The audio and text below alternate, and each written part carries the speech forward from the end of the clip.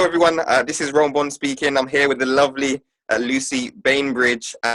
And today we're actually going to be speaking about the fear of rejection. And so we're going to have a conversation. It's only going to be a couple of minutes long, and just actually speaking about the overcoming the fear of rejection. And so really the first question I actually have for you, Lucy, is how do you overcome the fear of rejection? Is that something you come across before in your life, and is that something you've come across with other people in their lives too? Yeah, massively. So I used to suffer with a lot of fear around what other people thought. And it's quite natural because when we've grown up in a society where we may have been impacted by other people at an early age and been told that we are a certain way, or maybe we've been bullied, or we've been told by someone that we're not deserving of their love, or at some point along the line, very early days, we've experienced a feeling of discomfort because someone or a situation has occurred, and then we store it in our memory as some kind of problem. So our fear, which is there to protect us, will make us avoid situations because it will relate the feeling to a circumstance. So in my life, massively, I went through a lot of trauma when I was a little girl, and not little girl, but like more teenage years. And I was bullied a lot, and so I naturally had a fear of rejection. And we use a lot of coping mechanisms. Some people run away, some people we just won't put ourselves in certain situations because we think the feeling of fear has something to do with that situation, like that we shouldn't do it, and it almost can be so overwhelming that it feels like we're going to like die or something. It can feel like it can be so strong that we feel like we can't cope with it. And so I think there's a lot of techniques out there that will suggest that if you do this 5 times a day, then you will start to overcome fear. The only way I really know about how to overcome it in terms of an action is by actually, you can see fear as resistance to doing something, right? So the only way to overcome resistance is to act. But the understanding of what fear is what really helped me. And so seeing that fear is just thoughts, right? So we're never feeling a circumstance. We're only ever feeling our thinking. So if we're scared of something, then we think the fear is coming from standing in front of lots of people talking, ringing up a client and asking for business, asking a girl out, or, I don't know, anything, asking for money, whatever it is that's coming up. And we go like this, but our feelings know nothing about the circumstance because the circumstance isn't there, right? It only knows what we're thinking about. It only knows the kind of level of our thinking. So if I imagine, say for instance with you've got your amazing speaking gig that you've got, so well done for that. Now initially it's exciting, right? And then you're like, I've got to stand in front of 20,000 people and talk, right? Now that can put all sorts of fear, like you get sweaty, but your body knows nothing about your future because it doesn't exist, the future, right? It only knows what you're thinking about. So fear is the only thing that we need to worry about, is fear itself. And in trying to avoid the situation, we're actually creating the feeling of it. Does that make sense? Yeah, that totally makes sense to me. That totally makes sense to me because when it comes to fear and the nature of my business, one of the things I had to do is actually go out and talk to strangers. Right. And obviously, we're programmed from a very young age by, our schooling, our parents, not to talk to strangers. So when you actually go and you're told, okay, well, now you have to actually go and speak to strangers, that experience of your environment, of your the way you've been programmed from a young age, that starts to kick in. But what I mean, and I've totally agree with what you said. Actually doing the action is actually what beats the fear. And when I start to understand that fear actually stands for false evidence appearing real, then I realize, okay, let me put myself in positions where I'd usually be fearful of it. Yeah. And actually going to speak to people that I didn't know, strangers, and what would be potential clients or business partners. What I realized is that the fear was all in my head. Absolutely. Once I could overcome that, then I was like, well, what was I scared about in the first place? And that's the experience I've actually had over the past couple of years of developing my business. Yeah, absolutely. And that's, you pulled up on a point, false evidence appearing real. I love that. And or false expectations appearing real, right? So what we do is we play a story in our head of what it's going to look like, and then we believe the story. So if you imagine the only moment is now, and then the rest, if you look around you, this is all that's there, right? This moment, this one moment, continuously. And then the rest is in our mind. So we have this image of the past and an image of the future, and they're like a film. It's playing out, and we create it. We're like, oh, well, it's going to be like this, it's going to be like this. And then we believe it, right? We believe that that's what's going to happen. But in case you haven't noticed, we're not predictors of the future. Otherwise, we'd all, have everything we wanted, blah, blah, blah, blah, blah. You know what I mean? Like, we can't predict the future. So, but we believe that we can to some extent, because we believe that the story in our head is what it's going to be like.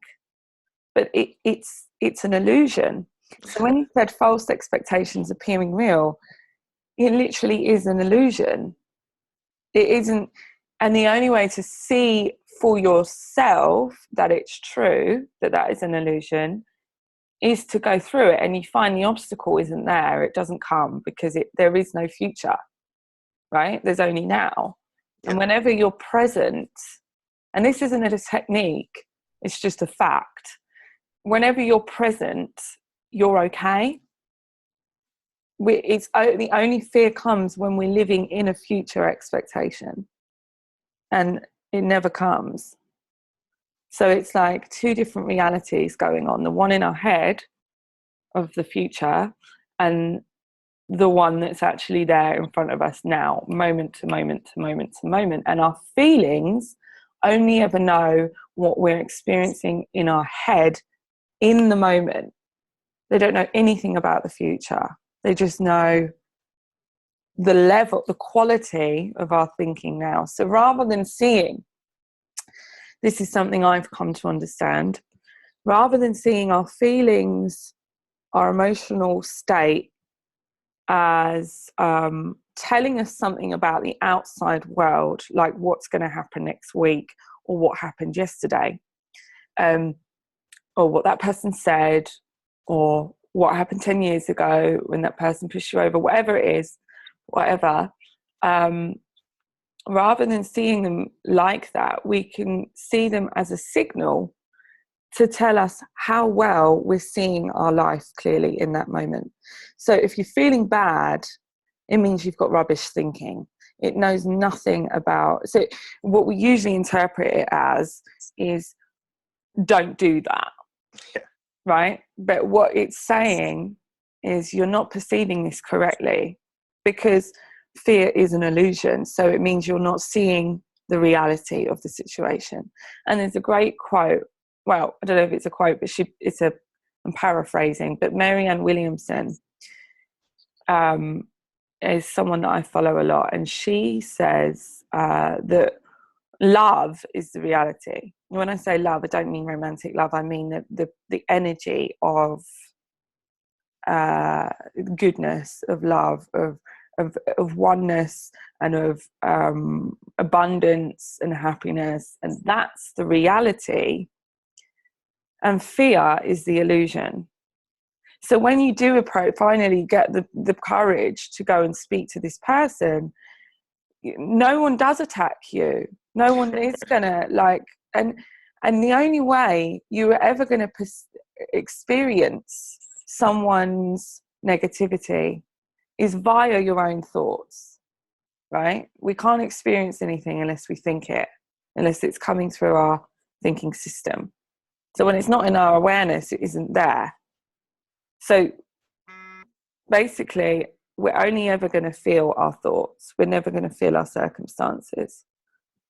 Yeah, I totally agree with what you're saying there, because one of the things that I always teach to people is that have the same fear of rejection is that I can't actually teach you a technique of actually getting through a fear of rejection. The only way you have to get through that fear is actually to go and do the activity, and that's what I've learned, is that that is where I started to grow as a human being. Is when I went through the fear of rejection and doing things that I'd been uncomfortable with, because that's really the fear. And as you said, it's all in your mind. It's the movie you play in your mind, and it's not the real movie. But I do agree with you with that point. But I also agree that one thing I also believe in, I strongly believe in, is that you can create a different future by the thoughts that you got going in your mind. Mm-hmm. So instead of you saying this is going to be a negative situation, I'm going to get rejected, you have to say to yourself, this is going to be a positive situation. This person's going to love me. We're going to get on like a house on fire, and this person's going to want to do business with me, mm-hmm. or this person's going to want to be in a relationship with me, or we are going to get along very well. That's the kind of things you have to say to yourself, because like you said, your mind doesn't know any different. It doesn't know whether this is a situation where it's going to be somebody rejecting you, or it's going to be a situation where this person's actually going to like you. Your mind doesn't know any different.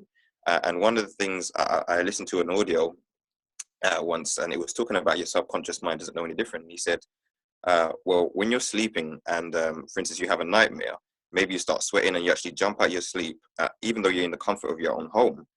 But your mind doesn't know any different. Your mind doesn't know if you are in your own home, or you're actually in that situation where you need to be scared and fearful. And so that is one of the pivotal points in my life when I realized, okay, well, it's all about what goes on in your mind, and that is actually where you can actually break the barrier of fear. It's also starting in your mind, not actually what happens, because you can't control outside things, but you can control inside. Yeah, absolutely. And the outside thing cannot create a feeling within you. Rejection in itself is a mind created understanding of something. It's subjective. It doesn't really exist. What is that physically? It's nothing, is it? No. So someone saying no, we're seeing that as rejection, right? The word no is not rejection. That's something we've created as a meaning. We've gone, oh, no means rejection. It means I'm not liked. It means I'm not this, which is what's starting off this thought process. So that's what we're feeling. We're feeling the thoughts around the no. We're not feeling the no. Yeah, I totally agree with you, because yeah. And like you said, it's just realizing that our psychological well-being, whether we get a yes or a no, or whatever we do in our life, we're never going to be feeling it. We're only ever going to be feeling the level of our thinking in each moment. And this is why celebrities with loads of cash are doing drugs and committing suicide. And this is why people on the streets with no money are very happy, because our circumstances do not create our well-being. It has nothing to do with it. It literally has zero impact. So what you're saying is like deciding to be positive and being forthright. That is going to create it, because it's going to mean it's going to push you forward. But being unattached to the outcome and realizing that you can enjoy life right now, because that's the only moment, and realizing that whether you get 100 sales or you don't, you're going to be fine either way. I think this is what people get very attached to the outcome as if the outcome is going to give them, because we buy into feelings, right? We buy into, when I get this, I'll feel like this, right? But that's not how it works. No. Because lottery winners get depressed, right? It doesn't work that way. It looks like it works that way. That's part of the illusion as well, which is the part of the illusion of thought. If I have this, I'll be happy. If I have this, I'll be upset and depressed, right? And that's not how it works. A lot of the time, we'll take the action, we'll we'll hear the no, and it won't impact us at all. So it's a mind-created problem, because there is no problem unless the only problem is resisting life as it already is. So we're fine. Everyone's confident and happy and resilient, and the only way that anything can get in the way of that is insecure thoughts. So we're never feeling the loss of a house. We're never feeling a car crash. We're only still ever feeling our thoughts. And that's why some people say cancer saved their life and other people go into states of depression. And it's because you can't feel cancer, right? We can't feel circumstances. We can only feel thought. So when you're freaking out, it's like you're banging your own head against the brick wall. There's no wall banging your head. Do you get what I mean? So it's totally mind created. 100% of all of our experience, good or bad, is coming through thought. And we will never feel anything other, because that's all there ever is. Yeah, I totally agree with you. And one of the points that stood out there is the word no.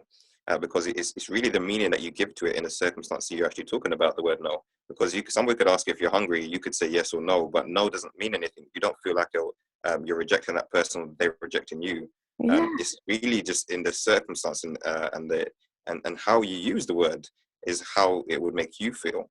But people say all the time, and it has no effect on them. It just depends on the circumstance that they're actually saying that.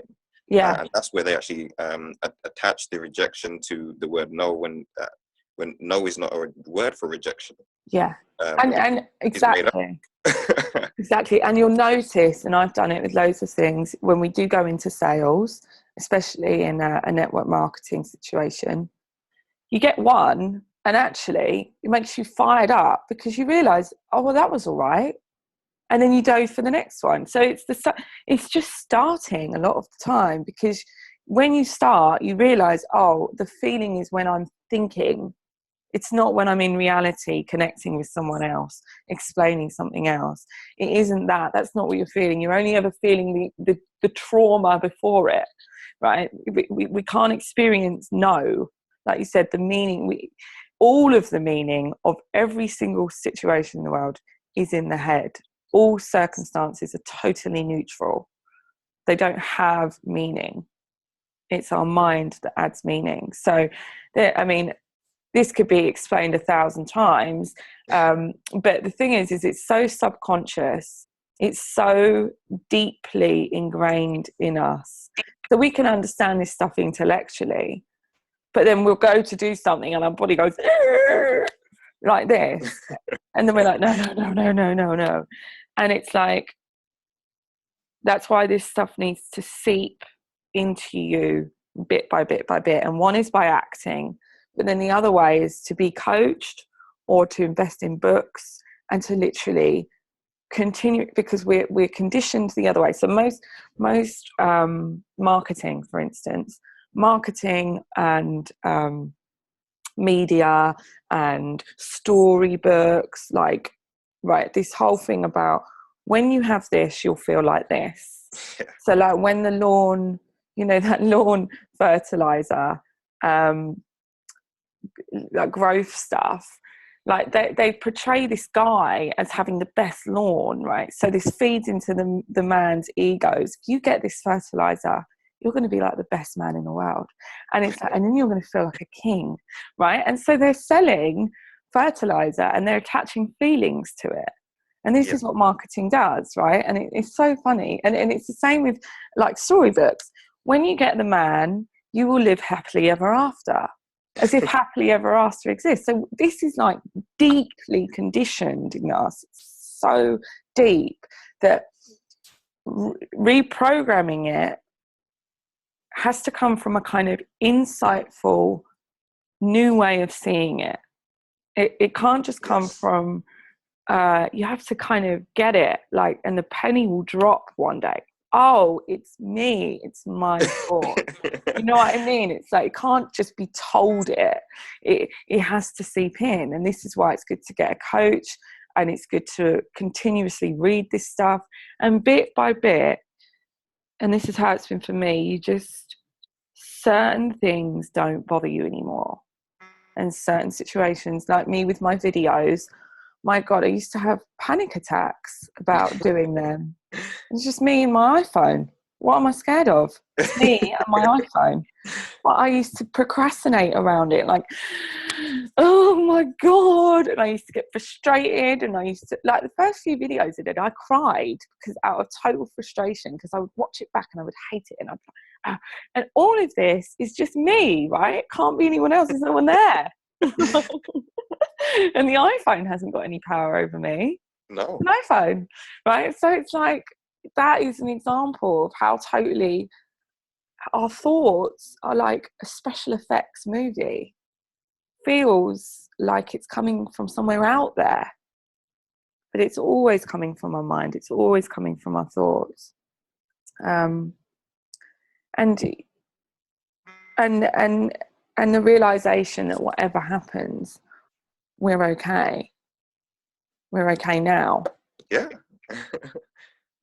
So I think we imagine that the world's going to end, or our reputation's going to get ruined, or what people think of us is going to impact us. But what people think is all about their own stuff, right? We're all living in that kind of ego, like what's going to happen now and what's going to happen next week, and I've got to get this all sorted and blah blah blah blah blah. And we think that other people are focused on us because we're in our world, and we think that the world out there is looking at us, but everyone's in their own separate hell of their mind. Do you know what I mean? Like, no one's thinking about you. Like, people don't have any thought around other people, mainly, and the only time they do is when they're scared of you in some way. You know? Yeah. We don't have negativity without fear. So it's just a total illusion, and that is our job as human beings. Is the challenge is to get out of our own way, and that is it. There is nothing out there. There's nothing out there to be scared of. Nothing at all. And I'm so happy to be speaking to you about this, and have this conversation that we can actually share with other people, so they can see that they're not on their own. Everyone goes through the same thing, but it is, as you said, it is your choice whether you decide to start to reprogram yourself so that you can actually see through your own eyes rather than through the program you've had and the environment you've grown up in.